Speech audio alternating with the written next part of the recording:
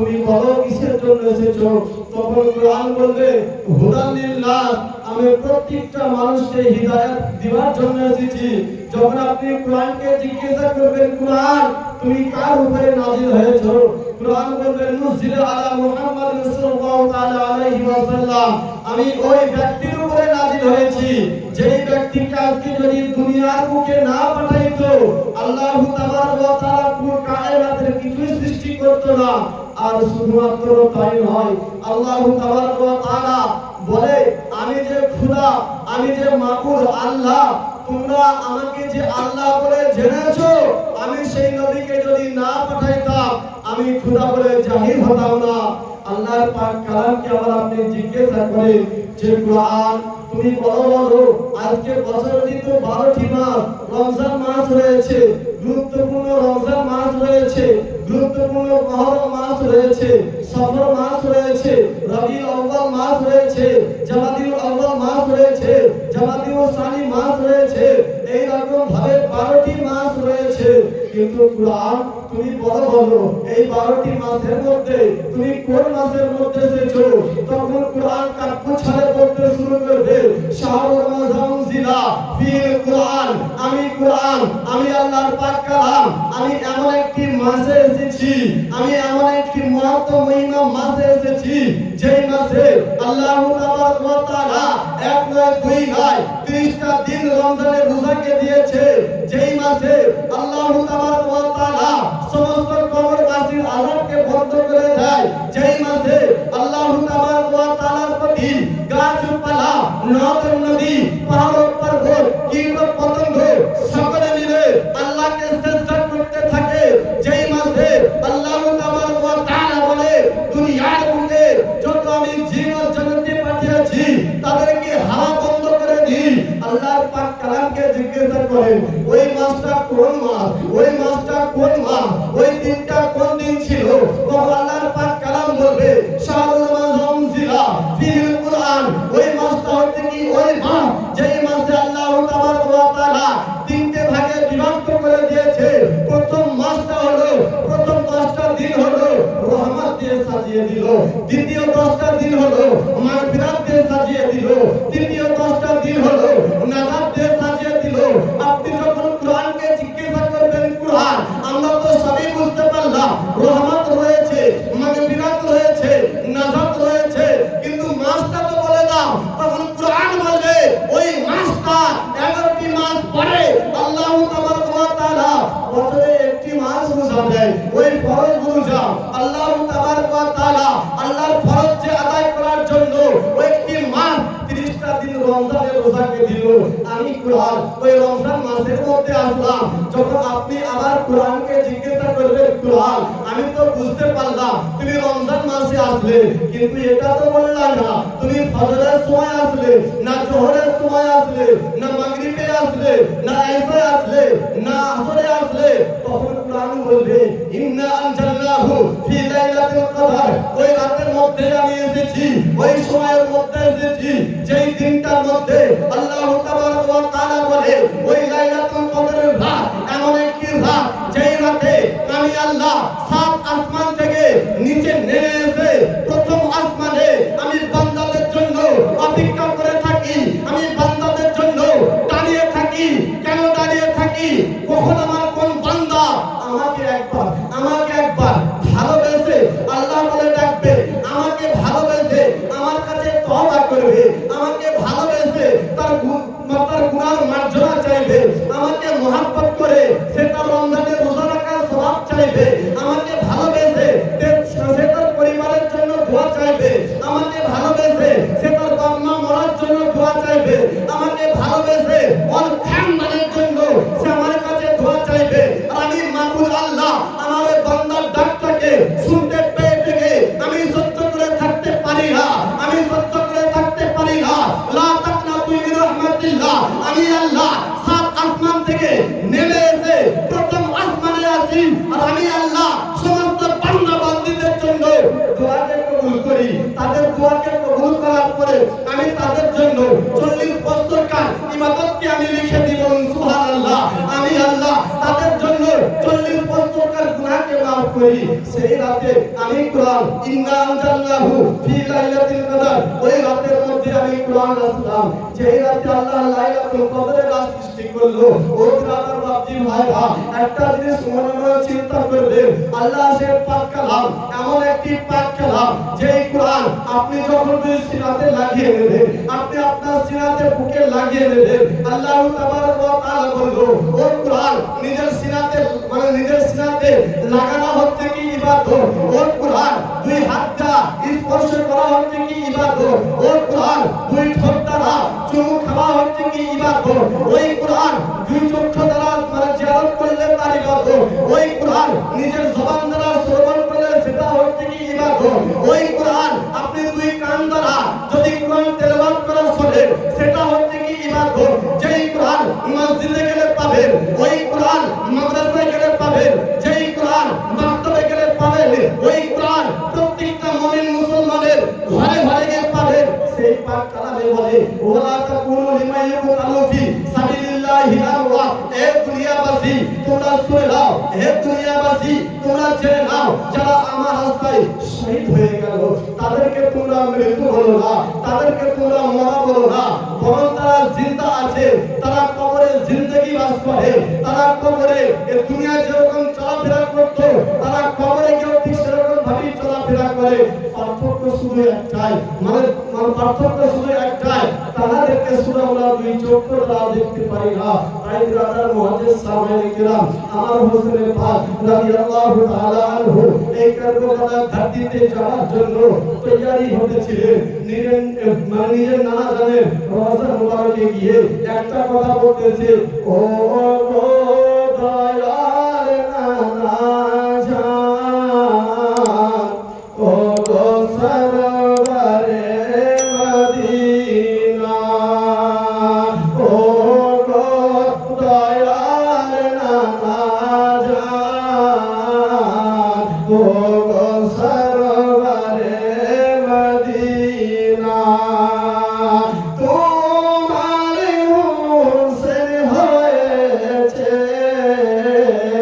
সে যে কারবালায় রওয়ানা বল সুবহানাল্লাহ ও গো মায়ার নানা জান ও গো সরওয়ারে মদিনা প্যারে মুসলমান দাদি ভাইরা আমার হোসেন পাক রাদিয়াল্লাহু তাআলা আনহু নিজের নানা জানের রওজা মুবারকে গিয়ে বলতেছে হে আমার নানা জান হে আমার আল্লাহকে জিগার নানা জান হে আমার কলিজার টুকরা নানা জান আপনি আমাকে বিদায় দিয়ে দেন আপনি আমাকে রাস্তা বলে দেন আমি কারবালার ময়দানে যাচ্ছি আমি কারবালার ময়দানে যাব আমি যুদ্ধ করতে যাব আমি বেদিনদের সাথে লড়তে যাব নানা জান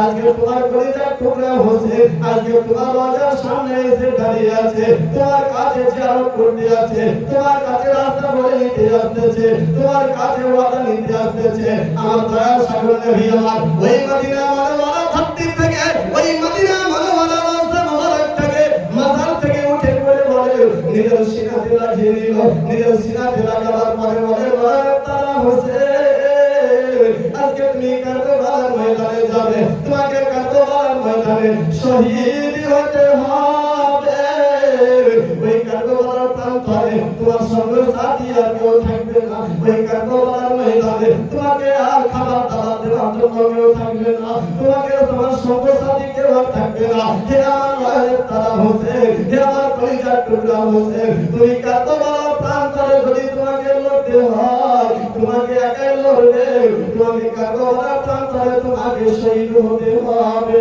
এরকম মনে মনে যখন বলতে শুরু করলো আমার দয়ার সাগর নবী আমার যখন হোসেন পাককে নিজের সিনাতে জড়িয়ে দিয়ে অঝর নয়নে কান্না করে হে আমার হোসেন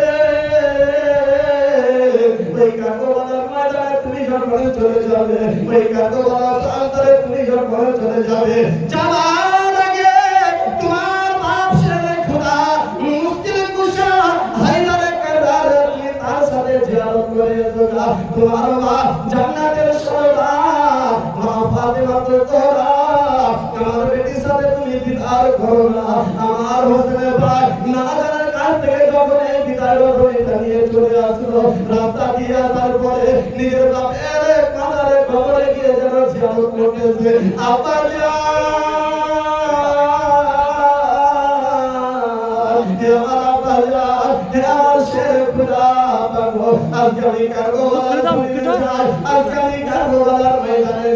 আমাকে বিদায় দিয়ে দাও, আমাকে রাস্তা বলে দাও। আব্বা গো, আর তোমার মাজারে কেউ এসে জিয়ারত করতে পারবে না। আজকে তোমার মাজারের সামনে এসে কেউ তোমাকে দাঁড়িয়ে সালাম দিতে পারবে না। আব্বা গো, আজকে আমি জন্মের আগে আমার খাতাতে লেখা হয়ে গেছিল শহীদ হতে হবে আমাকে। আজ সেই দিনটা চলে এসেছে, আজ সেই সময়টা চলে এসেছে। আব্বা, আপনি আমাকে বিদায় দিয়ে দেন। আমার মুশকিল মুজাহিদারে কারবার ওই মাজার থেকে দূরে যেন গাইবি আওয়াজ দিতেছে, উঠে বলে বেটা আজকে তোমাকে কারবালার জমিনে যেতে হবে। ওই কারবালার জমিনে যাওয়ার আগে তোমাকে আমি একটা ওসিয়ত করে যাই। বলে আব্বা গো, আজকে আপনি আমাকে কি ওসিয়ত করবেন? বলে বেটা রে, ওই কারবালার জমিনে যাওয়ার আগে আমার তুমি ওই চাদরটাকে সঙ্গে নিয়ে বলুন সুবহানাল্লাহ। এই কথা বলে নামাজে রাসূল লাগতে জিগারে আলী ও হোসেনের পাক রাদিয়াল্লাহু তাআলা আনহু নিজের বাপের কাছ থেকে বিদায় নিয়ে নিল, নিজের বাপের কাছ থেকে বিদায় নিয়ে নিল। গুটি গুটি পায়ে কারবালার ঘাটিতে যাওয়ার জন্য তৈয়ারি হতেছে। যেন যেতে যেতে না কিছু দূর যাওয়া না যাতে জান্নাতুল বাকি বলে এমন এক জায়গা আছে, ওই জান্নাতুল বাকিতে যাওয়ার আগে আমার হোসেনের পাক রাদিয়াল্লাহু তাআলা আনহু থমকে দাঁড়িয়ে পড়েছে। আল্লাহর নামে কান্না করে, ওদের নামে কান্না করে। সামনের দিক থেকে আলী আকবর ছুটে আসে, বলে সৈন্যরা তোমরা একটু এখানে দাঁড়িয়ে পড়ো। আমার আব্বা কেন আর আগে বাড়ে না? আমার আব্বা কেন আর আগে আসে না? আমার আব্বা কেন পিছে দাঁড়িয়ে পড়েছে? আমার হোসেনের পাকের কাছে যখন সকলের সৈন্য মিলে চলে আসলো, হোসেন বলে হে আলী আকবর, এই জায়গাটার নাম হচ্ছে কি জান্নাতুল বাকি। আর এই জায়গাতে আমার ফাতেমা, আমার মা, আমার আম্মা জানের কবর দেওয়া হয়েছে। যে মায়ের পেটে আমি এক নয় দুই নয় 10 মাস 10 দিন গর্ভে ধারণ করেছিলাম, সেই মা, আমি সেই মাকে আজকে এই জান্নাতুল বাকিতে মাটি দেওয়া হয়েছে, কবর দেওয়া হয়েছে। আজকে আমার মাকে ছেড়ে আমি কারবালার ঘাটিতে চলে যাই, কারবালার ময়দানে চলে যাই। আমি যদি কারবালার ময়দানে পৌঁছে চলে যাই, ওই কারবালার প্রান্তরে আমি শহীদ হয়ে যাব। আমার মায়ের কবর জিয়ারত করার লোক আর থাকবে না। এইরকম বলতেছে, আর যখন এরকম বলে বলে নিজের মায়ের কাছে বিদায় চাই। ও আম্মা গো, হে আমার আম্মা জান, আজকে আমি তোমার পেটে 10 মাস 10 দিন গর্ভে ধারণ করেছিলাম মা। আজকে যখন আমরা বিছানায় শুয়ে শুয়ে কান্না করতাম, আজকে আমরা বিছানায় শুয়ে শুয়ে কান্না করতাম। ও মা, আজকে যখন আমরা কান্না করতাম, তুমি মা আমাদেরকে কোরআন তেলাওয়াত করে আমাদেরকে ঘুম পাড়াতে। যখন আমি বিছানায় শুয়ে শুয়ে আমরা দুই ভাই বোন করতাম, আমাদের মা তুমি আমাদেরকে দুধ না খাইয়ে আল্লাহর পাক কালাম করে আমাদেরকে বুঝাইতে।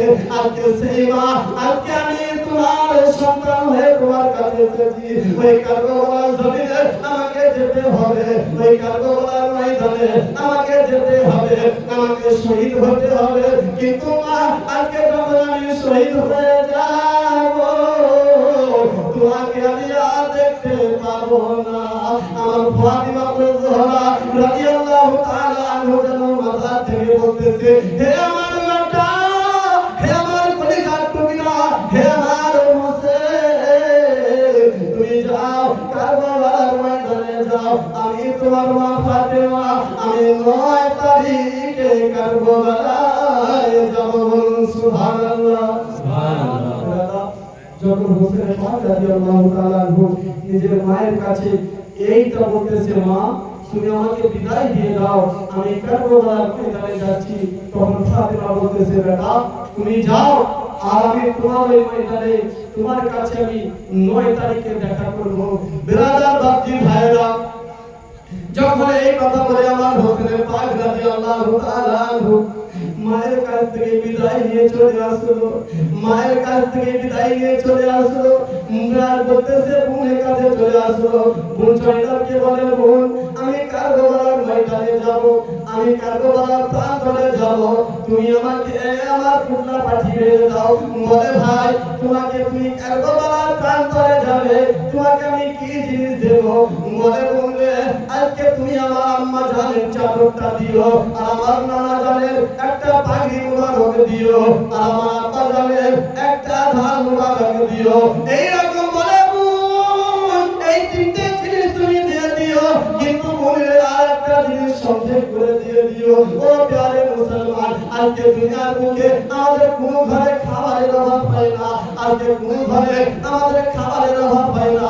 বেলাদা যখন হোসেন পাক আমার বলতেছে বোনেরে তুমি আর একটা জিনিস দিও, নিজের বোন বলে ভাই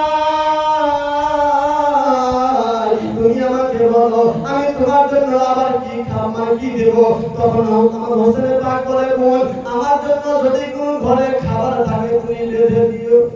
বলে আমার জন্য যদি কোনো ঘরে খাবার থাকে আমার জন্য বেঁধে দিও। তখন বলে ভাই গো আমার ঘরে কোনো খাবার নাই, কিন্তু 2 দিন হয়ে গেল, আজকে 2 দিন হয়ে গেল আমি 2খানা রুটি করেছিলাম, আর সেই রুটি আমার ঘরে এখনো পর্যন্ত রাখা রয়েছে। বেরাদার আজকে আমাদের ঘরে ঘরে সকালে রান্না করলে আমাদের দুপুরে খেতে ভালো লাগে না, কিন্তু হোসেন আমার বলতেছে বোন পেটে খিদে লাগলে সব কিছুই খেতে ভালো লাগে, আমাকে ওই 2 দিনকার শুকনো রুটি আমাকে দিয়ে দিও। যখন এইরকম বলে যখন একটা ফুলাতে বেঁধে দিল, আমার হোসেন বলে বোন শুধুমাত্র এইগুলোই নয়, সঙ্গে একটা ঘোড়া তুমি এনে দিও, আমি কারবালার ময়দানে যাব, আমি কারবালার প্রান্তরে যাব, আমাকে যুদ্ধ করতে হবে, আমাকে ঘোড়ার পিঠে সওয়ার হতে হবে। বোন জয়না বলে ভাই তুমি একটুখানি দাঁড়াও, আমি তোমার জন্য ঘোড়া এনে দিচ্ছি। বলে আল্লাহু আল্লাহ, ভাইকে এক জায়গায় দাঁড় করিয়ে রেখে দিয়ে বোন জয়না যেন ঘোড়া আনতে চলে গেল। ঘোড়া আনতে যাওয়ার পরে 5 মিনিট হয়, 10 মিনিট হয়, 15 মিনিট হয়, 20 মিনিট হয়, ঘোড়া আসে না। কিছুক্ষণ পর দেখতেছে একটা নয় 2টা ঘোড়া যেন নিয়ে চলে আসলো। আমার হোসেন বলে বোন রে আমি তোমাকে একটা ঘোড়া আনতে বলেছিলাম, তুমি কেন 2টা ঘোড়া নিয়ে আসলে? বলে ভাই আজকে আমি এই জন্যই 2টা ঘোড়া নিয়ে আসলাম, আজকে তুমি কারবালার প্রান্তরে যাবে, তুমি ওই মাটিতে শহীদ হয়ে যাবে, তুমি ঘোড়ায় ঘোরাঘুরি খাবে ভাই, তোমার লাশটা কেউ দেখার থাকবে না, তোমার ঘর থাকবে একদিকে পড়ে থাকবে, তোমার মাথা একদিকে পড়ে থাকবে ভাই। আজকে আমি তোমার সঙ্গে যাব, আমি তোমার শরীরটাকে আমি আগলাবো, বলুন সুবহানাল্লাহ। আমার হোসেন পাক রাদিয়াল্লাহু তাআলা আনহু এইরকম ভাবে গেল, আমার সমস্ত কাফেলা নিয়ে বার হয়ে গেল।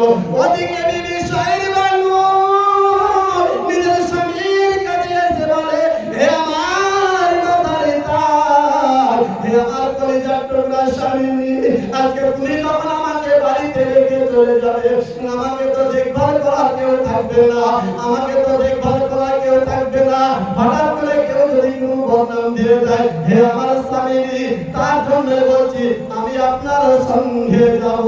এইরকম ভাবে বেশ কিছু কাফেলা জমায়েত হয়ে গেল। আমার হোসেন পাক রাদিয়াল্লাহু তাআলা আনহু সমস্ত লোকজনদেরকে নিয়ে যেন কাফেলা শুরু পার হয়ে চলে গেল। কিছু দূর যেতে না যেতে একটা বৃদ্ধা মহিলা, একটা বয়স্ক মহিলা যেন আমার হোসেন পাকের কাছে এসে বলে ও আমার হোসেন, ও আমার হোসেন, আজকে তুমি একাই কারবালায় চলে যাও, তুমি কেন আমাকে সঙ্গে নাও না? তাই বলছে ও গো দয়ার নানা জান, ও গো সরওয়ারে মদিনা, ও গো দয়ার নানা জান, ও গো সরওয়ারে মদিনা, তোমার হোসেন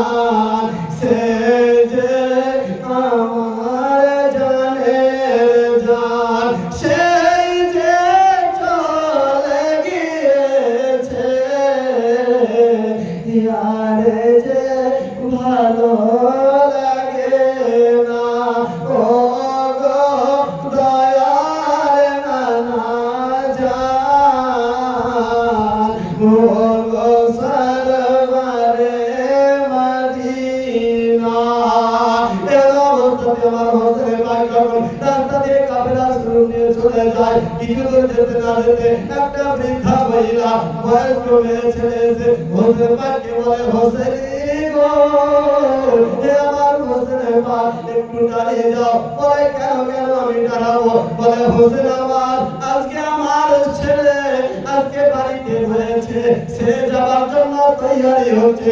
বলে, দেরি কেন হয়? বলে, আমার হোসেন তাদের দুই স্বামী স্ত্রীর মধ্যে একটা অশান্তি বেঁধে গেছে। বলে, কেন বেঁধে গেছে? সে কি তোমার মায়ের ছেলেকে, তোমার সন্তানের বউ কি আমার প্রতি রাজি নয়? বলে, না হোসেন, আজকে সে আমার ছেলের বউ, আজকে আমার বৌমা বলতেছে, আমার মাথার তালা, আজকে তুমি আমার হোসেনকে একা কেন দেখবে? আজকে তুমি আমার হোসেনকে একা কেন দেখবে? আমাকে তুমি সঙ্গে করে নিয়ে চলো। এই জন্যই ঝগড়া করতেছে। বলে, রাসূল, এ হোসেন পাক রাদিয়াল্লাহু তাআলা আনহু, আজকে আমার সন্তানের আজকে 15টা দিন হলো বিয়ে হওয়া, আজকে 15টা দিন হলো বিয়ে হওয়া। আজকে ঘরে ঘরে মুসলমান চিন্তা করবে, আজকে যদি আমাদের কারো কোনো ছেলে মেয়ের বিয়ে হয়, কেউ 1 মাস 1.5 মাস পর ছাড়া কেউ বিদেশে কাজে যায় না। কিন্তু কারবালার ধরতিটা, কারবালার জমিনটা এমন একটা বিদেশ হয়ে গেল ওর জন্য, যদি সে একবার চলে যায় সেই জায়গা থেকে আর ফিরতে পারবে না। তাই দুই স্বামী স্ত্রীর মধ্যে একটা অশান্তি বেঁধে গেছে।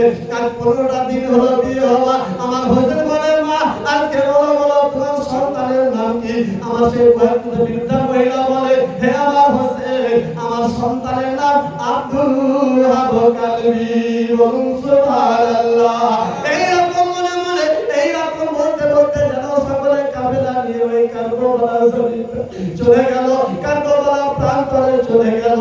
কিছু দূর যেতে না যেতে আমার হোসেন পাকের ঘোড়ার পা যেন আর আগে বাড়ে না। আমার হোসেন পাককে জিজ্ঞাসা করে, হে নওয়াসায়ে রাসূল, এ জান্নাতের সরদার, এ জান্নাতের রাজা, তোমার ঘোড়ার পা কেন আর আগে বাড়ে না? বলে, কেন বাড়বে? এইটাই হলো কারবালার ময়দান। এই জায়গাতে আমাকে শহীদ হতে হবে, এই জায়গাতে আমাকে নিজের মাথাকে দিয়ে দিতে হবে। এইরকম যখন বলতে শুরু করলো, এজিদের সাথে সবাই যেন এগিয়ে এগিয়ে চলে আসলো। আমার হোসেন পাকের সাথে যুদ্ধ করতে শুরু করলো। যুদ্ধ করতে করতে ওদিকে আমার যুদ্ধ করতে করতে সবাই এক এক করে শহীদ হতে লাগলো। লাস্ট পরে রইল কে? শিশু আলী আসগার রইল। শিশু আলী আসগার রইল। আমার শিশু আলী আসগার একটু পানির জন্য কান্না করতেছে। আজকে দুনিয়ার বুকে মুসলমান ও বাপজি ভাইয়েরা, আমার মা জানেরা, একটু মনে মনে চিন্তা করবে, আমি যখন ছোট ছিলাম, আমি যখন কান্না করতেছিলাম, আমার মা রান্না করতেছিল, আমার কান্না শুনে আমার মা রান্না বাদ দিয়ে আমাকে এসে কোলে লাগাচ্ছিল। আমি যখন কান্না করতেছিলাম, আমার মা সংসারিক কাজ ফেলে দিয়ে আমাকে দুধ খাওয়াতে এসে শুরু করাচ্ছিল। ও বাপজি ভাইয়েরা, ও মুসলমান, আমরা শুনিনি জেনেনি, যখন সেই শিশু আলী আসগার একটু পানির জন্য কান্না করতেছে, ওই কারবালার জমিনটা এমন জমিন ছিল, একটু পানি দিবার কেউ ছিল না। ওই কারবালার ময়দানটা এমন ময়দান ছিল, একটু পানি পান করার লোক ছিল না। হায়রে মুসলমান, তখন সঙ্গে সঙ্গে আমার শিশু আলী আসগার যেন নিজের আব্বা জানকে বলে, আব্বা গো, আজকে তো আমি শিশু আলী আসগার, আজকে তো আমি মাসুম আলী আসগার, আজকে তো আমি দুনিয়াতে কিছুই বুঝতে পারলাম না। আজকে দুনিয়ার রংটা কি আমি তার মর্ম বুঝলাম না, আজকে দুনিয়ার কালার কি আমি তার মর্ম বুঝলাম না। কিন্তু আব্বা গো, আজকে আমার কলিজা শুকিয়ে যায়, আজকে আমার কলিজা শুকিয়ে যায়, আজকে আমার কলিজা শুকিয়ে যায়, একটু পানি আমাকে পান করাও, একটু পানি আমাকে দাও। আমার হোসেন আর শিশু আলী আসগারকে যেন সিনাতে লাগিয়ে দিয়ে আল্লাহকে বলে, মাবুদ, আজকে যেই নবীকে না পাঠালে কোন কায়নাত সৃষ্টি করতে না, আজকে সেই নওয়াসায়ে হোসেন এই আলী আসগারকে করে নিয়ে তোমার কাছে দোয়া চাই। আমার শিশু আলী আসগার যখন পানি চাইলো, আমার হোসেন পাক বলে, ইয়াজিদ, আজকে যদি যুদ্ধ করতে হয়, আজকে যদি লড়তে হয়, তুমি আমার সাথে লড়াই করো। কিন্তু আমার শিশু আলী আসগার তো তুমি বুঝলো না, একটু একটু পানি দাও, একটু একটু পানি দে। জিদ আজকে যদি আমার আলী আসগার পানির জন্য বেঁচে যায়, কাল কিয়ামতের দিন তোর জন্য আমি আল্লাহর কাছে সুপারিশ করব। বলুন সুবহানাল্লাহ। তাই আমার কবি বলে, ও গো মায়ার নানা জান, ও গো সরওয়ারে মদিনা, 6 মাসের আলী আসগার পানি চাইলো বাপের দান, পানি চাইলো বাপের দান, জিবি চুষিয়া সান্ত্বনা দেয়, পানি বদলে তীর খায়, জিবি চুষিয়া সান্ত্বনা দেয়, পানির বদলে তীর খায়, কলিজা ফেটে যায়। শোনো মুমিন মুমিনা, ও গো দয়ার নানা জান, ও গো সরওয়ারে মদিনা। আমার হোসেন পাক রাদিয়াল্লাহু তাআলা ও শিশু আলী আসগারকে যেন সিনাতে লাগিয়ে দিয়ে বলে, একটু আমার সন্তানকে পানি পান করা। আমার শিশু আলী আসগার যদি একটু পানি খেয়ে যদি সে বেঁচে যায়, আমি তোমার জন্য কাল কিয়ামতের দিন আল্লাহর কাছে একটু সুপারিশ করব। ও বেদিনী বেঈমান, ও শয়তানের জিন আমার আলী আসগারকে পানি দিল না। শিশু আলী আসগারকে পানি না দিয়ে দূর থেকে এমন একটা বল্লম ছুঁড়ে মারলো, এমন একটা তীর ছুঁড়ে মারলো, আমার শিশু আলী আসগারের কলিজায় গিয়ে আঘাত করলো। আমার আঘাত করতে শুরু করলো, আল্লাহ বলে চিৎকার করতে শুরু করলো। শিশু আলী আসগার নিজের বাপকে বলে, বাপ আজকে তোমার কাছে পানি আমি আর চাইবো না, তোমার কাছে পানি চাইবার আর লোক থাকবো না। আব্বা জানবো কাল কিয়ামত পর্যন্ত আমি তোমার আলী আসগার তোমার জন্য দাঁড়িয়ে থাকবো। বলুন সুবহানাল্লাহ। ও দাদি ভাইরা, পিছন দিক থেকে দেখতেছে আলী আসগার ছুটে আসতেছে, আলী আকবার ছুটে আসতেছে, নিজের বাপের কাছে চলে আসে, বলে বাপ আজকে আমার আলী আসগারকে যারা শহীদ করে দিয়েছে আমি তাদেরকে বাঁচিয়ে রাখবো না। শিশু আলী আকবার 18 বছরের আলী আকবার আমার কারবালার ঘাটিতে চলে গেল, যুদ্ধ করতে শুরু করলো। ওই এরকম ভাবে যুদ্ধ করতে করতে করতে করতে কলিজা শুকিয়ে যায়, গলা শুকিয়ে যায়, তো পানি দিবার কেউ লোক পায় না। বাড়ি ফিরে চলে আসলো, নিজের আম্মা জানকে বলে, আম্মা জান আজকে একটু আপনি আমাকে পানি পান করান, আর যদি আপনি আমাকে পানি পান করান আমি ওই কারবালার জমিনটাকে পুরো একেবারে জিদের সৈন্যকে ধ্বংস করব। বলুন সুবহানাল্লাহ। ব্রাদার তখন বলতেছে, মা একটু আমাকে পানি দাও, আর যদি আজকে আমি একটু পানি পান করতে পারি আমি ওই কারবালার জমিনে যত এজিদি শয়তানি রয়েছে তাদেরকে পুরো আমি এক এক করে ধ্বংস করে দিব। তো মা একটু আপনি আমাকে পানি পান করান। তখন সেই মা গর্ভধারিণী মা অধর নয়নে কান্না করতেছে। আজকে যদি কোনো সন্তান কোনো মায়ের কাছে পেটে খিদের জন্য মাকে বলে, মা দুটো মাকে ভাত দাও, খুব খিদে লেগেছে, সে মা যদি ঘরে ভাত না থাকে, কিন্তু সেই মা বলে, বেটা আমার ঘরে তো আজকে ভাত নাই গো, ঘরে দুটো মুড়ি আছে, ঘরে কোনো খাবার আছে, যা বেটা সেগুলো খেয়ে দিগা। কিন্তু সে আলী আকবার যখন মাকে বলছে, মা একটু আমাকে পানি পান করাও, তখন মায়ের কলিজা থরথর করে কেঁপে উঠছে, বলছে, বেটা আজকে আমার ঘরে পানি নাই, আজকে যদি আমার ঘরে পানি থাকতো তোমার ভাই শিশু আলী আকবার শহীদ হতো না। বিরাধার যখন এই কথা বলতেছে, আলী আকবার বলতেছে, আম্মা জান আজকে তোমাকে আমি বলে যাচ্ছি, তোমার সন্তান যদি আজকে ফিরে আসে ভেবে নিও পুরো এজিদের বংশকে নির্বংশ করে দিয়েছে, আর যদি ফিরে না আসে ভেবে নিও তোমার আলী আকবার কারবালার ময়দানে ময়দানে শহীদ হয়ে গেছে। ও প্রিয় মুসলমান বাপজি ভাইরা মা ও বোনেরা, একটু কারবালাকে মনে করে, একটু কারবালার জমিনটাকে অনুসরণ করে, যখন এইরকম ভাবে আলী আকবর শহীদ হয়ে গেল, আলী আসগর শহীদ হয়ে গেল, এইরকম ভাবে সবাই শহীদ হতে শুরু করলো। লাস্টে পরে হইল একজন নওয়াজে রাসূল, যে হোসেন পাকের জন্য আজকে আমরা সর্বসমাপি চোখের পানি ঝরতে শুরু করে। যে কারবালার ময়দানটাকে একবার মনের মধ্যে আসলে অন্তর মধ্যে আমাদের কাঁপতে শুরু করে।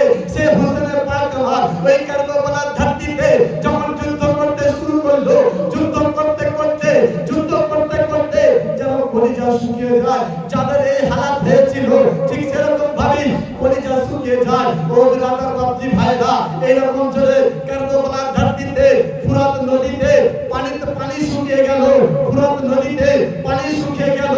আজকে ফুরাত নদীর ধারে চলে গেল, কিছু একটু পানি তালাশ করতে শুরু করলো, সামান্য একটু পানি পেল। কিন্তু যে ঘোড়ার উপরে সওয়ার হয়েছিল, সেই অবলা ঘোড়াকে বলতেছে, ঘোড়া আজকে তুমি একটু পানি পান করে নাও। সেই অবলা ঘোড়া বলতেছে, এ নওয়াজে রাসূল, এ হুব্বে রাসূল, এ নবীর লাইনের তারা, এ ফাতেমার লাগতে জিগার, এ মাওলা আলীর মানে লাগতে জিগার, এ হোসেনের পাক, আজকে তুমি যদি পানি পান না করতে পারো, আমি কেন তোমার জন্য পানি পান করব? এ হোসেনের পাক, তুমি যদি কারবালার ধরতিতে একটু পানির জন্য শহীদ হয়ে যাও, আমি কেন তোমার সঙ্গে সাথী, আমি কেন তোমার সঙ্গে প্রেমিক, আমি কেন শহীদ হতে পারবো না? বলুন সুবহানাল্লাহ, আল্লাহু আল্লাহ। ও প্রিয় মুসলমান, সঙ্গে সঙ্গে ঘোড়াটাকে বলতেছে, ঘোড়া একটু পানি পান করে নাও। তখন ঘোড়াটা যেন পানি পান করে না। আমার হোসেন যখন সে ফুরাত নদীর ধারে চলে গেল, ফুরাত নদীর ধারে যাওয়ার পরে যখন পানিটা দুই হাতে করে তোলে, ওই পানি আর পানি থাকে না, ও পানি রক্তে লাল হয়ে যায়, রক্তে পরিণত হয়ে যায়, রক্তে লাল হয়ে যায়। একটা জিনিস মনে মনে চিন্তা করবে, আজকে আমার হোসেন পাকের জন্য ফুরাত নদী বন্ধ হয়ে গেছিল, আজকে আমার হোসেন পাকের জন্য ফুরাত নদীর পানি সব শুকিয়ে গেছিল। কিন্তু বিরাদার বাপজি ভাইরা, একটু আপনি দুনিয়ার ক্ষেত্রে আমার হিন্দুস্তানকে মনে করে একটু আজমির শরীফটাকে দিমাগের মধ্যে খুঁজে দেন। খাজায়ে খাজা আজমিরের ধরতিতে আরাম ফরমানে ওয়ালা আল্লাহর বিশিষ্ট ওলি ও খাজায়ে হিন্দুস্তান খাজা মঈনুদ্দিন চিশতির জন্য ও পুরো আনা সাগরের পানিটাকে বন্ধ করে দিয়েছিল। তারা যখন পানিটাকে বন্ধ করে দিল, আমার খাজা গরিব নওয়াজ হাতে একটা উজু করার জন্য লুটা নিয়েছিল, হাতে একটা বন্যা নিয়েছিল, কিন্তু আমার খাজা মঈনুদ্দিন চিশতি ওই আনা সাগরের সমস্ত পানিকে একবার হুকুম করেছিল, এই আনা সাগরের পানি তুমি আমার এই লুটার মধ্যে ঢুকে যাও। আল্লাহর কসম করে বলছি মুসলমান, যখন পুরো আনা সাগরের পানিটা আমার খাজা গরিব নওয়াজে ওই বন্যার মধ্যে ঢুকে গেল, তা চিন্তা করুন মুসলমান, আজকে খাজা গরিব নওয়াজ যদি ওই পুরো আনা সাগরকে একটা লুটার মধ্যে আনতে পারে, আমার হোসেন পাক যদি মনে মনে করত শুধু এক ফুরাত নদী নয়, এক ফুরাত নদী নয়, হাজার হাজার ফুরাত নদীর পানি নিজের কবজায় আনতে পারতেন। বলুন সুবহানাল্লাহ, নারে তাকবীর, নারে রিসালাত, নারে রিসালাত, নারে হায়দারি, নারে হায়দারি। তাই ব্রাদার বাপজি ভাইরা, আজকে যদি খাজা গরিব নওয়াজ যদি একটা আনা সাগরের পানি যদি একটা লুটার মধ্যে আনতে পারে, আমার হোসেন যদি ইচ্ছা করতো পুরো ফুরাত নদী কি আনতে পারতো না? অবশ্যই পারতো, অবশ্যই পারতো, বেশক পারতো। কিন্তু আল্লাহর নবী, আমার নবীর আদেশ রয়েছে, আমার নবীর হুকুম রয়েছে, হে আমার নবীর তারা ওই কারবালার জমিনটা তোমার জন্য শুধু রক্ত আর রক্ত, তোমার জন্য তোমার সারা জমিনটা রক্তে লাল হয়ে যাবে, তুমি যেখানে যাবে তোমার জন্য পানি বন্ধ করে দেওয়া হবে। বিরাদার বাপজি ভাইরা, যখন আমার হোসেন পাক রাদিয়াল্লাহু তাআলা আনহু যেন ওই ফুরাত নদীর ধার থেকে ঘোড়ার পিঠে সওয়ার হয়ে আবার চলে আসলো কারবালার জমিনে, কারবালার জমিনে আসার পরে যেন যুদ্ধ করতে শুরু করলো। আমার দূর থেকে এজিদ বাহিনী, শয়তান বাহিনী আমার হোসেন পাককে এক এক করে বল্লম ছুঁড়ে মারতে লাগলো, তীর ছুঁড়ে মারতে লাগলো। এই হলো অবস্থাতে আমার হোসেন পাকের পুরো সিনাতে গিয়ে তীর লাগে, যেন কলিজায় গিয়ে তীর লাগে, কিন্তু হোসেন আমার যুদ্ধ করা থামে না, হোসেন আমার লড়াই করা থামে না। লাস্টে পরে কি আর করলো, যখন ঘোড়াকে তীর মারা হলো, ঘোড়া আর লড়তে পারে না, ঘোড়া আর সাথে ঘোড়া যেন জমিনে পড়ে গেল, আমার হোসেন পাক যেন জমিনে পড়ে গেল। ও প্যারে বাপজি ভাইরা, যখন হোসেন পাক আমার জমিনে পড়ে গেল, আমার হোসেন পাক বলতে চেয়েছি, আজকে জুম্মার দিনে জুম্মার নামাজের সময় আজকে তুমি যদি আমাকে 2 রাকাত জুম্মার নামাজ পড়তে দাও, তোমার জন্য আমি কাল কিয়ামতের দিন সুপারিশ করব। ব্রাদার বলে ইয়াজিদ, আজকে যেদিন থেকে আমি দুনিয়াতে এসেছি, আজকে যেদিন থেকে আমি আমার মায়ের পেট থেকে বার হয়ে দুনিয়ার আলো দেখলাম, খোদার কসম সেদিন থেকে আমি একটা ওয়াক্তের নামাজকে বাদ দিইনি। বলুন সুবহানাল্লাহ। আজকে সেদিন থেকে আমি একটা ওয়াক্তের নামাজকে বাদ দিইনি। কিন্তু ইয়াজিদ, আজকে তো জুম্মার দিন, তুমি যদি আমাকে 2 রাকাত জুম্মার নামাজ পড়তে দিতে তো আমি বড় খুশি হতাম, আমি তোমার জন্য আল্লাহর কাছে একটু সুপারিশ করতাম। তখন সেই বেঈমান ইয়াজিদ বলতেছে, হোসেন আজকে তোমার নানাকে না পাঠাইলে উল্কা এনা সৃষ্টি করতো না, সেই নবী দো জাহান তোমাকে বাঁচাইতে পারলো না, আজকে তুমি কি করে নামাজ পড়লে বেঁচে যাবে? তোমার বাপ শেরে খোদা, যাকে আল্লাহর বাপ বলা হয়েছে, যাকে হায়দারে কাররার বলা হয়েছে, যাকে মুশকিল কুশা বলা হয়েছে, সেই তোমার বাপের কাছে যারা সবাই মাথা নত করতো, সেই বাপ তোমাকে বাঁচাইতে পারলো না। এ হোসেন, আজকে তোমার মা জান্নাতের রানীদের সর্দার, তোমার মায়ের সারা শরীরের চেহারা দুনিয়ার কোনো মানুষ দেখলো না, আজকে তোমার মায়ের চেহারা দুনিয়ার কোনো মানুষ বুঝলো না, আজকে দুনিয়া তো দূরের কথা, আজকে দুনিয়া তো দূরের কথা, আল্লাহর রহমতি ফেরেশতারাও তোমার মায়ের চেহারা পর্যন্ত দেখলো না। আজকে তোমার সেই মা যে জান্নাতের সর্দার করবে, যে জান্নাতের সর্দারই করবে, সেই মা তোমাকে বাঁচাইতে পারলো না। আজকে তুমি যদি নামাজকে পড়ো, তুমি কি নামাজকে পড়ো, তুমি কি বেঁচে যাবে? বলে ইয়াজিদ রে, আমি বাঁচার জন্য নামাজ পড়তে চাই না, আমি বাঁচার জন্য নামাজ পড়বো না, আমি খোদার কসম কেটে বলছি, যখন আমি মায়ের পেট দ্বারা দুনিয়ার আলো দেখলাম, সেদিন থেকে আমি একটা ওয়াক্ত নামাজকে বাদ দিইনি। এই যে সর, আজকে যদি আমি নামাজকে বাদ দিয়ে দিই, আজকে আমার নানা জানের উম্মতেরা নামাজের মর্ম বুঝবে না। আজকে যদি আমি নামাজকে বাদ দিয়ে দিই, আমার নানা জানের উম্মতেরা নামাজের কর্ম বুঝবে না। তো ইয়াজিদ রে, আমাকে 2 রাকাত জুম্মার নামাজকে পড়তে দে। ব্রাদার বাপজি ভাইরা, তখন সঙ্গে সঙ্গে এই বলতেছে, হোসেন যাও তুমি নামাজকে আদায় করো, তুমি নামাজকে পড়তে শুরু করো।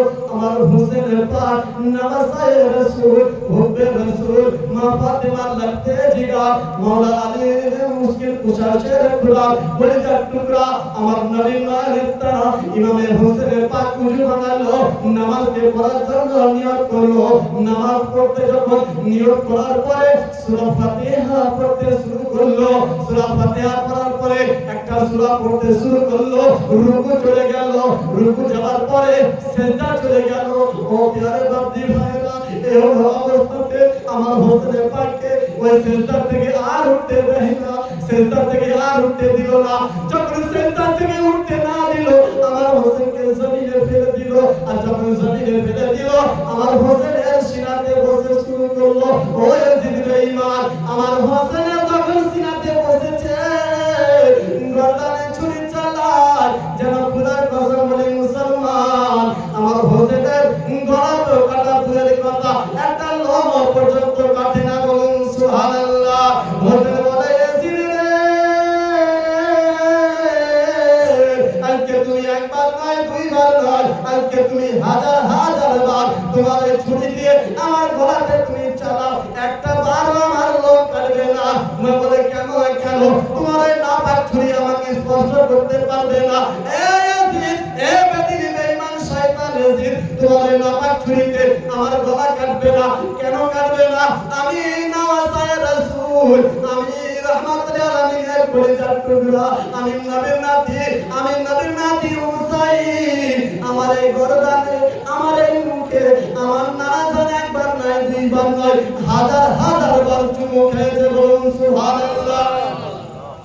বলে, একবার না 2 বার নয়, হাজার হাজার বার চুমু খেয়েছে। বলে, ইয়াজিদ রে, যখন আমার নানা জান নামাজকে পড়তে ছিল, নামাজকে পড়া অবস্থায় আমার নানা যখন সিজদাতে গিয়েছিল, সারা দুনিয়ার মানুষ নামাজ পড়ি সিজদাতে বলি সুবহান রাব্বিয়াল আলা, সুবহান রাব্বিয়াল আলা, এরকম বলে যখন আমরা সিজদা করি। এই ইয়াজিদ রে, আমার নানা জান যখন সিজদাতে চলে গেছিল, সিজদাতে যাওয়ার পরে আমি ছোট ছিলাম, আমি মাসুম ছিলাম, ছিলাম, আমি এতিম ছিলাম, আমি ছোট্ট অবস্থাতে আমি আমার নানা জানের যখন সেজদাতে চলে গেল আমি কাঁধ মুবারকে উঠে বসেছিলাম, কিন্তু আমার নানা জান একটা মনে মনে চিন্তা করেছিল আজকে আমি যদি সেজদা থেকে উঠে পড়ি আমার হোসেন জমিনে পড়ে যাবে, আর জমিনে যদি পড়ে যায় আমার হোসেন মনে চোট পাবে, আমার হোসেন কান্না করবে। সেই জন্য আমি নবী নানা আমার হোসেনকে কাঁধে রাখার জন্য, তার আনন্দটাকে না মিটানোর জন্য, তার মস্তিটাকে না মিটানোর জন্য, তার আরামটাকে না মিটানোর জন্য আমার নানা জান আমার জন্য ওই সেজদা অবস্থায় একবার নয় দুইবার নয় 72 বার সুবহান রাব্বিয়াল আলা করেছে, সুবহান রাব্বিয়াল আলা 72 বার করেছে। আর সেই নাতিকে তুই শহীদ করতে শুরু করেছিস। আজকে ইয়াজিদ বেঈমান তুই ওর করে নাপাক ছুরি দিয়ে যদি 1000 বার কাটিস না কেন আমার গলা কাটবে না, আমার থেকে ছুরি নে আর আমার গলা তুই চালিয়ে দে। এইরকম ভাবে বেদিন বেঈমান আমার হোসেনের পাককে শহীদ করে দিল। আমার হোসেনের পাকের ধর একদিকে হয়ে যায়, মাথা একদিকে হয়ে যায়, আসমানের দিকে আসমানের দিকে তাকিয়ে দেখে আসমান রক্তে লাল হয়ে যায়, কারবালার ময়দানটা রক্তে লাল হয়ে যায়, জমিনের দিকে তাকিয়ে দেখে জমিন রক্তে লাল হয়ে যায়, পাহাড়ের দিকে তাকিয়ে দেখে পাহাড় রক্তে লাল হয়ে যায়, জান্নাতের দিকে তাকিয়ে দেখে জান্নাত রক্তে লাল হয়ে যায়। আল্লাহর রহমতি ফেরেশতারা হুর কালিমাটা কান্না করে মাবুদ মাওলা হে আমার রব্বুল আলামিন আজকে তোমার ভোজে ওই কারবালার ধরতিতে শহীদ হয়ে গেছে। হে আল্লাহ আজকে আমরা কান্না ভাঙাতে পারি না, আজকে আমরা চোখের পানি আটকাতে পারি না, আজকে আমাদের বুক ফেটে ছন্ন বিচ্ছন্ন হয়ে যাচ্ছে। হে আল্লাহ তুমি তো সৃষ্টি পালন করনে ওয়ালা মাবুদ, আজকে তোমার কি একটু কলিজা কাঁপে না? বলে ফেরেশতারে এ হুরবারি মানেরা রে, আজকে যখন দয়ার নবীকে আমি বলেছিলাম, আমি জিবরিলের মাধ্যম দ্বারা বলেছিলাম এ জিবরিল তুমি সিদরাতে আর থেকো না, তুমি জমিনে চলে যাও, কারবালার ময়দান থেকে একটু মাটি নিয়ে চলে যাও, আমার নবীকে দাও না। আমার নবীকে যখন জিবরিল ফেরেশতা দিয়েছিল আর একটা কথা বলেছিল ইয়া রাসূলুল্লাহ ইয়া রাসূলুল্লাহ ইয়া হাবিব ইয়া নবী আল্লাহ ইয়া নবী গো এই মাটিটুকু আপনি রেখে দেন, এই মাটিটুকু আপনি রেখে দেন। বলে জিবরিল ভাই তুমি বলো এই মাটিটা কিসের মাটি? আমার জিবরিল ফেরেশতা বলে ইয়া রাসূলুল্লাহ এ আল্লাহর হাবিব এই মাটিটুকু ওই কারবালার ময়দান থেকে আমি নিয়ে এসেছিলাম, আর এই মাটিটুকু যেদিনকে দেখবেন লাল হয়ে গেছে সেদিনকে ভাববেন আপনার কলিজার টুকরা হোসেন শহীদ হয়ে গেছে। ও প্যারে মুসলমান যখন সেই মাটিটুকু আমার নবী উম্মে সালমাকে দিয়েছিল, উম্মে সালমা পরে কোন দিকে দেখিয়ে দেখে মাটিটুকু লাল হয়ে গেল। ঠিক এরকম ভাবে মা ফাতিমা জোহরা আজকে যখন আমার দয়ার নবী জান কবজ করার জন্য আল্লাহর ফেরেশতা নবীর কাছে আসলো, মা ফাতিমা যখন ঘরের মধ্যে প্রবেশ করেছে বাইরে থেকে যেন ফেরেশতা ঠক ঠক করে আওয়াজ করে, ঘরের দরওয়াজায় আওয়াজ করে, নবীর ঘরের দরওয়াজায় আওয়াজ করে। মা ফাতিমা জোহরা ঘরের মধ্যে থেকে বলতেছে তুমি কে বলো? আমার ফেরেশতা বলে এ ফাতিমা আমি আল্লাহর ফেরেশতা রয়েছি, আমি নবীর সাথে দিদার করতে এসেছি। আমার ফাতিমা বলেছে আমার আব্বা জানের শরীর খারাপ, আমার ফাতিমার কথা শুনে আল্লাহর ফেরেশতা ফিরে চলে গেছে। বলুন সুবহানাল্লাহ। ফাতিমার কথা শুনে আল্লাহর ফেরেশতা ফিরে চলে গেছে। আবার যখন দ্বিতীয়বার আসলো, দ্বিতীয় দিন আসলো, আওয়াজ শিখছে ঠক ঠক করে আওয়াজ করে, ঠক ঠক করে আওয়াজ করার পরে আবার বলে তুমি কে আছো? বলে আমি ফেরেশতা রয়েছি। বলে আমার আব্বা জানের শরীর খারাপ। এই কথা শুনে আবার ফিরে চলে গেছে। এইরকম ভাবে 3 দিন যখন চলে আসলো, 3 দিন বেলায় যখন ঘরে ঠক ঠক করে আওয়াজ করে, বাইরে থেকে আওয়াজ করে, নবী বলে ফাতেমা রে আজকে আমি দুইটা দিন 3টা দিন হয়ে গেল আমার কানে আওয়াজ আসছে, আমার কাছে কেউ আসতেছে, তুমি তাকে বাইরে থেকে ফিরিয়ে দিচ্ছ। বলে আব্বা জান আজকে আজকে আল্লাহর ফেরেশতা তোমার কাছে আসতেছে। বলে ফাতেমা রে আজকে তুমি তাকে ফিরিয়ে দিও না, আজকে আমার কাছে চলে আসতে দাও। মা ফাতিমা জোহরা রাদিয়াল্লাহু তাআলা আনহা তখন বলতেছে এ ফেরেশতা আমি ঘরে দরওয়াজার সাইডে লুকিয়ে থাকবো, আমার চেহারা না দেখে, আমার গঠন না দেখে, আমার লিবাস না দেখে, তুমি এদিক ওদিক না তাকিয়ে সোজা আমার আব্বা জানের কাছে চলে যাবে। বলুন সুবহানাল্লাহ। ও ব্রাদার বাপজি ভাইরা, তাহলে কেমন ফাতেমা ছিল আল্লাহর ফেরেশতাকে চেহারা দেখায়নি, আল্লাহর ফেরেশতাকে গঠন দেখায়নি। আজকে দুনিয়ার আমার মা বোনেরা রাস্তাঘাটে বসে থাকে, মাথায় কাপড় থাকে না, বুকে কাপড় থাকে না। ও মা বোনেরা একটু শুনলে জেনারেল, আজকে যদি আপনাদের জন্য জাহান্নামের কারণ হয়, আপনাদের জন্য বিশেষ করে মাথায় কাপড় না দেওয়ার কারণে বেশি করে আপনাদের জন্য জাহান্নামের কারণ হবে। আজকে যারা মাথা খুলে রাস্তাঘাটে চলাফেরা করে তাদের এক একটা চুল, ওই চুলের পরিবর্তে একটা বাদ করে হাত বড় বড় করে একটা হাতের সাপ যেন আপনার মাথাতে ঝুলতে থাকবে। ও বাপজি ভাইরা, যখন এরকম ভাবে ফাতেমা বলে ফেরেশতা রে, আমি ঘরের দরজা খুলে আমি এক সাইডে দাঁড়িয়ে পড়বো, আর ফেরেশতা তুমি এদিক ওদিক না তাকিয়ে তুমি সোজা চলে যাবে আর আমার আব্বা জানের কাছে গিয়ে তুমি দিদার করবে। বলে হ্যাঁ হ্যাঁ ফাতেমা, আমি কোনো দিকে তাকাবো না। আল্লাহর ফেরেশতা যখন ঘরের দরজাটাকে খুলে দিল, খোলার পরে সোজা বার হয়ে চলে গেল। আমার নবীকে বলে ইয়া রাসূলুল্লাহ, ইয়া হাবিবাল্লাহ, ইয়া নবী আল্লাহ, নবী গো। বলে ফেরেশতা বলো তুমি কিসের জন্য এসেছো? বলে ইয়া রাসূলুল্লাহ, আজকে আমি আল্লাহর হুকুম মানতে এসেছি, আজকে আমি আল্লাহর আদেশ মানতে এসেছি। বলে ফেরেশতা বলো আল্লাহ তোমাকে কি হুকুম করেছে? বলে ইয়া রাসূলুল্লাহ, আজকে আল্লাহ তাআলা আপনার জানটাকে কবজ করার জন্য পাঠিয়েছে। বলে তবে দেরি কিসের? তবে কেন দেরি কিসের? তুমি আমার জানটাকে কবজ করে না। ও বাপজি ভাইরা, ও আম্মা জানেরা, একটু মনোযোগ দিয়ে শুনে যান। যখন আমার নবী এই বুকের উপরে, এই সিনার উপরে একটা হাত রেখে দিয়েছে, আল্লাহর ফেরেশতা হাত রেখে দিয়েছে, আমার নবী বলে আল্লাহ মাওলা, তুমি তোমার ফেরেশতাদের হাতের ওপরে এতটা ভারী করেছো, আমি নবী আমার মনে হচ্ছে সাত আসমান ভেঙে আমার মুখের উপরে পড়েছে। ইয়া রাব্বুল আলামিন, আজকে একটা হাত রেখে দিয়েছে, তাই মনে হচ্ছে সাত আসমান ভেঙে আমার মুখে পড়েছে। কিন্তু আমার গুনাহগার উম্মতিরা তারা ঠিকমতো নামাজের দিকে ধার ধারবে না, তারা ঠিকমতো রোজার দিকে ধার ধারবে না, তারা ঠিকমতো ভালো কাজের দিকে ধার ধারবে না। কিন্তু রব্বুল আলামিন মাওলা, আজকে আমি নবী হয়ে যদি আমার এতটা কষ্ট হয়, আমার উম্মতের জন্য কতটা কষ্ট হবে। আল্লাহর ফেরেশতাকে বলে ফেরেশতা রে, আজকে আমার যতই কষ্ট হোক না কেন, আজকে আমার যতই বেদনা হোক না কেন, আমার যতই আঘাত হোক না কেন, আমার সমস্ত যত গুনাহগার উম্মতিরা রয়েছে তাদের যাতে কষ্ট না হয়, তাদের যাতে বেদনা না হয়, তাদের কষ্টগুলো তুমি আমাকে একাই দিয়ে দাও। সুবহানাল্লাহ। আজ সেই নানা যারা আমাকে চুমু দিয়েছিল, সেই মা ফাতেমার চেহারা আজকে ফেরেশতা দেখলো না, কিন্তু সেই মা ফাতেমা নিজের মাথার চুলকে আলগা করে দিয়ে ওই কারবালার জমিনে, নিজের মাথার চুলকে আলগা করে দিয়ে ওই কারবালার জমিনে ওই ময়দানটাকে ঝাড়ু দিয়েছে। আমার ফাতেমা ওই কারবালার জমিনটাকে ঝাড়ু দিয়েছে। আর কেন ঝাড়ু দিয়েছে? যে হোসেন একটু চুল পরিমাণ শরীরে আঘাত লাগতে দেয়নি, যে হোসেনের পাক দুনিয়াতে থাকাকালীন একটু আঘাত পাইনি, যে একটু কষ্ট পাইনি, আর সে হোসেন আমার ওই কারবালার ময়দানে শহীদ হবে। ঘোড়ার পিঠ থেকে যখন জমিনে পড়বে, আমার হোসেনে যখন জমিনে পড়ে যাবে, একটু পাথরের আঘাত পাবে, আর আমি মা ওই মাথার থেকে সহ্য করতে পারবো না। আমি মা, আমি কি করে সহ্য করে থাকবো? সেই জন্য আমি ফাতেমা নিজের মাথার চুল দিয়ে ওই কারবালার ময়দানটাকে ঝাড়ু দিই। বলুন সুবহানাল্লাহ। একটা বল করি আল্লাহুম্মা সাল্লি আলা সাইয়্যিদিনা। মা তুমি হোসেনের আম্মা,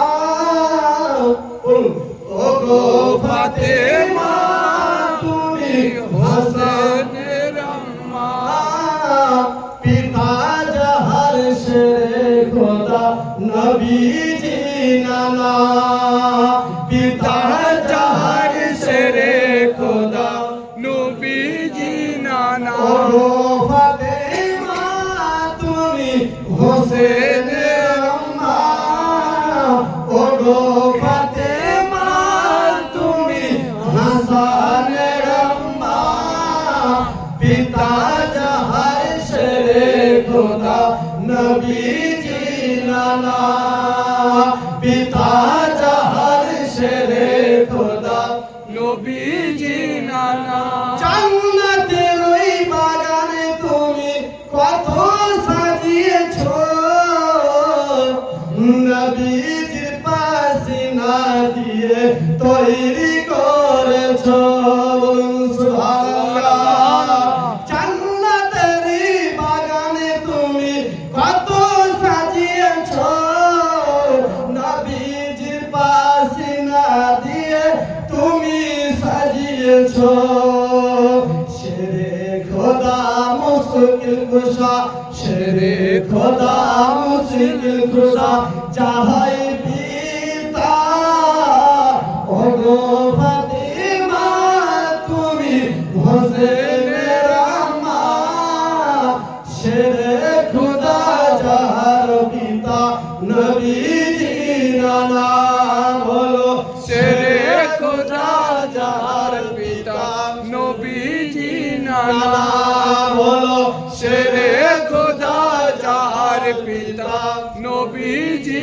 নানা হাসান হোসেন দুইটি রতন মোর নবীজি জানের পিয়ারা তুই জানেতে বসিয়ে নিয়ে করিছে নিজে খেলা সুবহানাল্লাহ আমার নবী মুস্তাফা সাল্লাল্লাহু তাআলা আলাইহি ওয়াসাল্লাম ওই হাসান হোসেনকে এরকম ভাবে ভালোবাসতো সময় সময় আমার নবী ঘোড়া হয়ে যেত হোসেনের পিঠে চাপতো আর নিজের মাথার চুলকে দিয়ে আজকে মাথায় বড় বড় চুল ছিল আজকে বাতির চুল রাখা বড় বড় চুল রাখা সেটা হচ্ছে কি সুন্দর আমার নবী পাকের মাথায় বড় বড় চুল ছিল হোসেন আমার নবীর পিঠে বসে আছে হাসান আমার নবীর পিঠে বসে আছে আমার নবী পাকের এক ভাই মাথার চুল ধরে আছে আর এক ভাই মুখের দাড়ি ধরে আছে আজকে দুনিয়ার ক্ষেত্রে যারা ঘোড়ার উপরে সওয়ার হয় হাতে একটা লাগাম থাকে হাতে একটা রশি থাকে সেই রশি যত টানে ঘোড়া তত ছোটে রশি যত টানে ঘোড়া তত ছোটে সেরকম ভাবে আমার হোসেন আমার নানা জানের মাথার চুল যেন জোরে জোরে টানতেছে আর আমার দয়াল সাগর নবী আমার হাসতে হাসতে হাসতে হাসতে মুস্কুরাতে কুরাতে ওই ঘরের মধ্যে দৌড়ে দৌড়ে আমার হোসেন পাককে নিয়ে খেলা করতেছে বলুন সুবহানাল্লাহ দয়ারি নবী মায়ারি নবী রহমতের নবী দুই হাসান হোসেনকে করছেন খেলা দেখিছেন সবই রহমতেরি ফেরেশতারা রহমতেরি ফেরেশতারা হাসে খিলখিল পিতা যাহার শেরে খোদা নবীজি নানা বলো পিতা যাহার শেরে খোদা নবীজি নানা ওগো ফাতিমা তুমি হোসেনের আম্মা ওগো ফাতিমা তুমি হাসানের আম্মা পিতা যাহার শেরে খোদা নবীজি নানা বলো পিতা যাহার শেরে খোদা নবীজি নানা যখন আমার হোসেন পাবে কারবালার জমিনটাকে ধর একদিকে হয়ে গেল মাথা একদিকে হয়ে গেল নিজের মাথা থেকে আকাশের দিকে তাকিয়ে দেখে আকাশের পাখিরা যেন গুনগুন গুনগুন করে কিচির মিচির করে করে হোসেন হোসেন বলে কান্না করে আকাশের দিকে তাকিয়ে দেখে বলে হোসেন আমার এ আকাশের পাখিরা রে আজকে আমি হোসেন এই কারবালার ময়দানে শহীদ হয়ে গেছি আমার নানা জানকে গিয়ে খবর দাও গা আমার আব্বা জানকে গিয়ে খবর দাও গা আমার আম্মা জানকে গিয়ে খবর দাও গা আমার আম্মা জানকে বলো গা একটু আমার জন্য দোয়া করার জন্য আকাশের পাখিরা উড়ে উড়ে উড়ে উড়ে যেন নবীর দরবারে চলে আসলো আর নবীর মাজারের কাছে এসে বলে ইয়া রাসূলুল্লাহ ইয়া হাবিবি ইয়া নবী আল্লাহ আজকে আপনার হোসেন ওই কারবালার ময়দানে শহীদ হয়ে গেছে আজকে আপনার কলিজার টুকরা ওই কারবালার ময়দানে শহীদ হয়ে গেছে ইয়া রাসূলুল্লাহ ওই কারবালার জমিনটা আপনার হোসেনের খুনে আপনার হোসেনের রক্তে ওই জমিনটা